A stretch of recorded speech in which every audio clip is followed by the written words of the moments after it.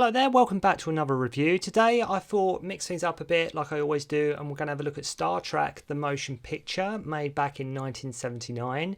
Now I'm going to get it out of the way. I'm not a Trekkie by any stretch of the imagination. I'm not a Star Trek sort of nerd as such.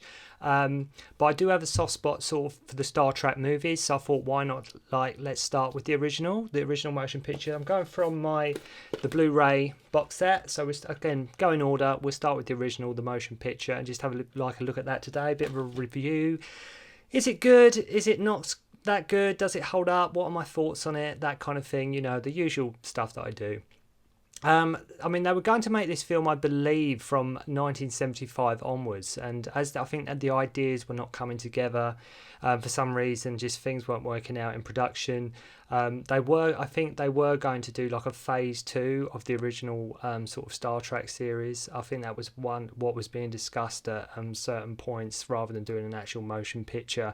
I think they was just going to do like a follow-up, sort of to the original series. But at the time, in like the mid to late 70s, you got sci-fi films were a big deal. They were sort of what was making the money. Obviously, you got Star Wars, Close Encounters of the Third Kind. So I think this is what sort of really gave them the catalyst to move forward with a Star Trek movie and just just take it to the big screen. It just convinced them, I think, that because of two films like I say, Close Encounters, Star Wars, sci-fi was a big deal. At the box office, it was a big deal. It was directed by Robert Wise. He's most famous for doing films such as The Haunting and Sound of Music. So I think, what was the other? West Side Story, I believe he did. So, he's got a reputation behind him, Robert Wise. So we'll be looking at Star Trek the motion picture. In this, with this film, the Enterprise was a bit modified. Costumes were updated. I think the script was sort of being changed basically to the last minute. I think it was being changed sort of very later on in the day. As it was based, I think it was going to be based. I think the premise of this film was actually going to be based on the first episode or one of the episodes on what was going to be sort of the phase 2 television series. The phase 2, what they were going to do with the follow up to the original. So when this film's released, it got average reviews, due mainly to, I think, a lot of the reason why people don't like this movie is because of the pacing of the film. I think that's sort of what a lot of people have a problem with in regards to sort of the pacing and the flow of the film, because it really does sort of slow down a lot in places. Sometimes the momentum doesn't keep going.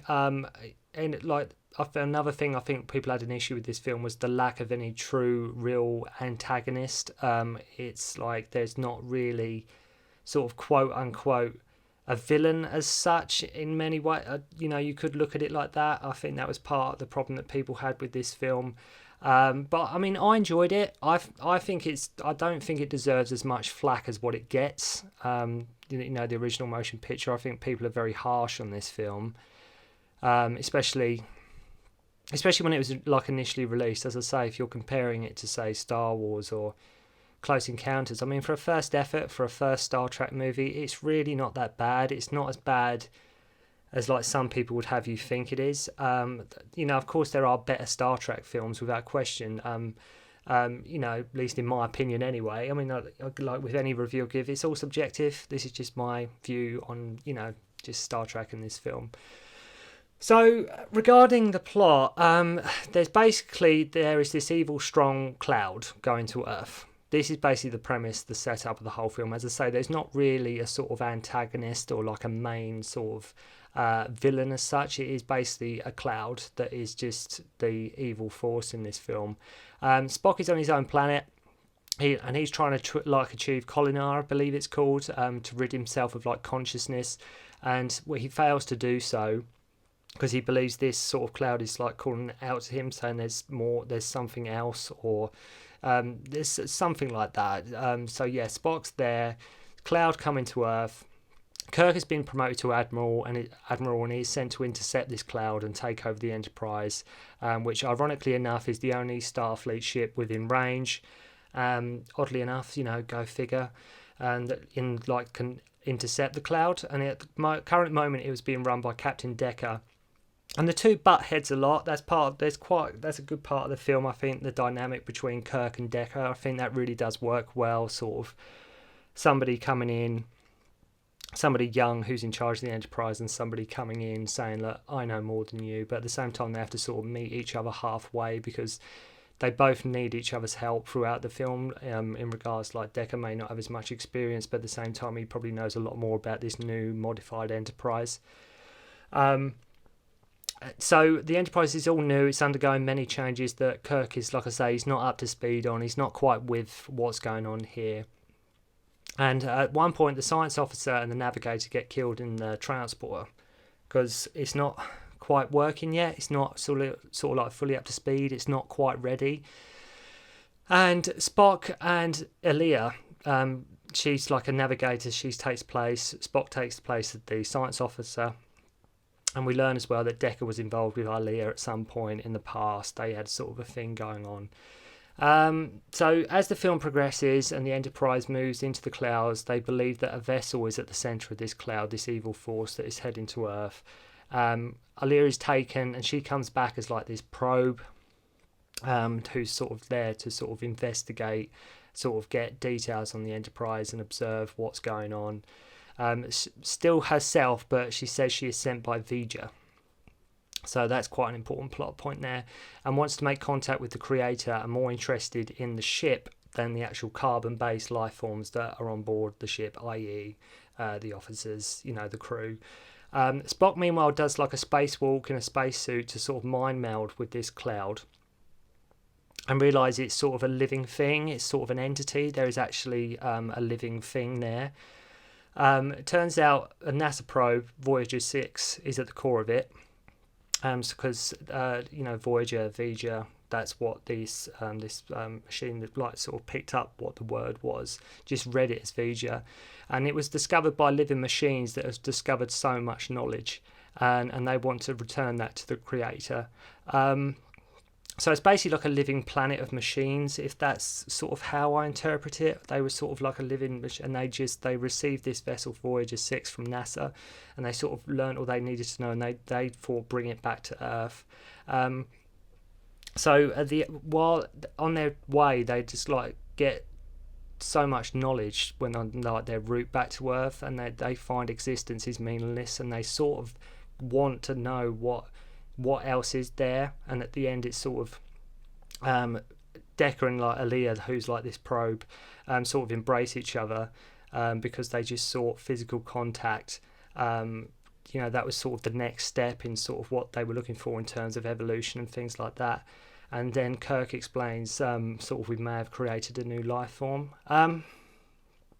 That's sort of a very quick rundown of the plot. Very brief, skipping over a lot of beats there. I skipped over quite a lot, but just giving you a rough idea of what the film is about. So they're like these living, breathing machines that are sort of, they found this probe it went down a black hole. They discovered it, and they were sort of bringing it back to Earth. And on the way, they got so much knowledge, accumulated so much knowledge, that they want to meet the creator. They want to know, what next is there. What else can we learn? As I mentioned, I think a lot of the problem people have with this movie is the exposition shots. They do go on a bit too long. Some of the exposition shots, they do milk it a little bit on certain scenes. There are certain times where it does go on a bit longer than necessary. While this is great to look at, they just do go on a bit too long, especially when the ships are not moving forward or going fast, as in, say, like a Star Wars movie. I'm not comparing Star Trek to Star Wars or vice versa, but it's more like a 2001 Space Odyssey vibe that we're getting here, which isn't, that's not necessarily always a bad thing. But especially the sequence where Scotty and Kirk are approaching the Enterprise really does go on. It really does go on and on. I mean, the soundtrack's great, the music is really good, but when Scotty and Kirk are approaching the Enterprise for sort of the first time, it does drag a bit. It really does drag quite a little bit. And it also drags as well when the Enterprise sort of goes into the cloud. That does go on a little bit too long, I'd say. Sometimes when you think, okay, get on with it, we understand that it's going into the cloud, but we get the idea what's happening here. But as mentioned, the soundtrack by Jerry Goldsmith is absolutely fantastic. It's spot on. The music is absolutely, as always with like most Star Trek films, the music is really, really, really good. The opening shot to this film is very much like that classic opening shot from A New Hope, where the film was apparently, with that ship going across, and it's sort of a very Star Wars-esque type opening shot. Where the film is apparently based on an idea for an episode, I think that is definitely sort of apparent here. I think it does come across very much like a feature-length episode, which isn't necessarily a bad thing. I think they sort of played it safe in that, we have this template for an episode. Why don't we just move that, make that a film? Why don't we just give life to that idea I had for that script for that first episode? And obviously they wanted to explore that. And obviously, rather than go for big, bold Hollywood, massive, major plot, let's make it sort of like a television series. So I think they didn't want to alienate fans who were a fan of the series. So I think they did play it safe, sort of in that regard. The villain is a cloud, as I say. I mean, I guess to some fans and viewers that just wasn't enough. I guess, to some people that just wasn't. Maybe they just wanted more from, like I say, a big budget Star Trek movie. The cast are all on top form, as you would expect. They really are. The cast are absolutely, playing their parts beautifully. I love that we see at the start there's no meeting with Kirk as such when he goes into sort of Starfleet or anything like that. You don't see him sort of having to argue, or there's no sort of meeting about what the plan is or anything like that. It's just basically you see Kirk and then he's just commandeering the Enterprise, and that is it. They don't hang around at the start of this movie. Just he's taking the Enterprise back. We're intercepting that cloud. That is, they don't slow down the pace at the beginning. Like I said, and I did enjoy the interactions between Kirk and Decker. Like I say, the young teaching the new, and their constant, both wanting to take control, both thinking they know what's best for the Enterprise and what's best for the crew and what's best to do in every situation that comes to them. But it gets to the point where they sort of help each other out, and they're meeting each other halfway on certain things, which I really do think is a very good point to this film. I think that dynamic between them two really does work. There's a good line when Kirk says to him, "Why are you, Decker? Why you keep constantly trying to compete with me?" And then Bones says to Kirk, "Jim, it's you that's trying to compete with him." There's a few moments of comedy in this film too. As they did get a bit comedy heavy. This film's a lot more serious in nature, like some of the later Star Trek movies with the original crew. They did, the comedy was, it become more apparent, shall we say. But there's some few moments of comedy here too, as you expect with the dynamic between Bones and Spock. Here there's one point where Spock is explaining that V'Ger is actually a child. And then Bones says, "Well, what do you suggest we do? Spank it?" There's a few little lines here and there, as you come to expect from that dynamic between, Spock and Dr. McCoy. It's lines like that really give the film substance and just keeps giving the characters a bit of heart, just a bit more, weight, if you will. Whilst not maybe the strongest start to the Star Trek movies, and maybe not the one that many people would have hoped for, I still do enjoy this movie, despite what people think of it. I know there are people that are big fans of this movie, and I'm one of them. I think it's a really good movie. I think it's, like I say, it doesn't deserve as much flack as what it gets. When it came out, I think the reaction was sort of lukewarm at best. I don't think people were that enamoured with this film when it came out. Take into account, like I say, the last minute script changes, and I think originally they wasn't really sure how to end the film. I think that was another thing as well. I don't think they really knew, with the script progressing the way it was, how they was going to end the film. They had all these plots. They had this great big mammoth cloud that was this big, strong, gigantic, force. And it's sort of when you set up something that big, what's the way to sort of end it without sort of disappointing, like the audience, how do you make it so it's sort of not a letdown? How do you make it so, it makes logical sense what happened? So the third act, I think they did have a bit of trouble there initially. Like I mentioned, this vast, amazing, powerful being being easily defeated by humans. I think a lot of people might have been a bit, oh, okay, so it wasn't that powerful then. But I think the ending, the way it is with Decker and Aaliyah sort of embracing, Vija's sort of pro-like sort of embracing, I think it's open to suggestion. I mean, like, you think, like, they might have died, but then Kirk suggests, well, I think we just created a new life form, so they didn't really die. It's left up to whatever you believe where they went and what happened. Of course, again, like with anything, this is just my opinion on the movie, and I enjoyed it. Yes, it is a bit slow paced, and yes, the plot does trudge along quite a bit sometimes. It's, there's moments where you think, okay, just, let's get on with it, come on. And some shots do go on way too long. Some shots definitely go on way too long, as I mentioned, just especially the exposition shots.